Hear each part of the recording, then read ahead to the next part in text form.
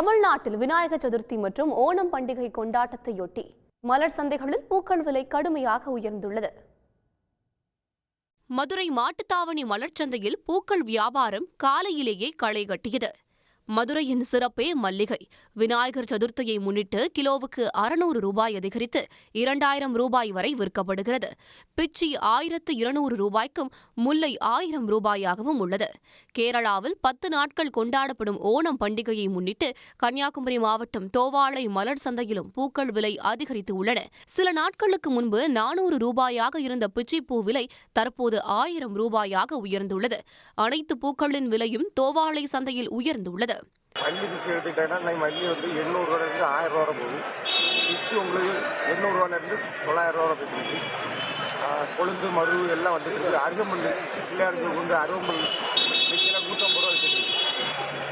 ஓணம் பண்டிகைக்காக திண்டுக்கல் பூ மார்க்கெட்டிலிருந்து வாடாமல்லி, கோழிக்கொண்டை, செண்டுமல்லி, சம்மங்கி, செவ்வந்தி போன்ற பூக்கள் அதிக அளவில் கேரளாவிற்கு கொண்டு செல்லப்படுகிறது.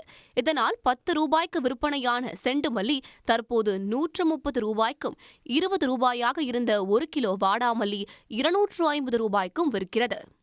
சங்கரன் கோவில் மலர் சந்தையிலும் விலை கிடுகிடுவென உயர்ந்துள்ளது. கடந்த ஒரு வாரமாக 1 கிலோ மல்லிகைப்பூ 1000 ரூபாய்க்கு விற்றுக்கிட்டு நிலையில கடும் வறட்சியின் காரணமாக பூவுடைய வரப்பும் கொஞ்சம் கம்மியா இருக்கு.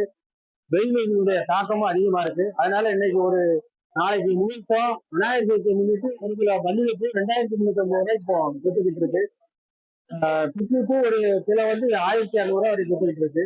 பண்டிகைகளை முன்னிட்டு பூக்கள் விலை உயர்ந்துள்ளதால் விவசாயிகளுடன் வியாபாரிகளும் மகிழ்ச்சி அடைந்து உள்ளனர். உடனுக்குடன் செய்திகளை தெரிந்து கொள்ள சன் நியூஸ் பெல் ஐகானை கிளிக் பண்ணுங்க.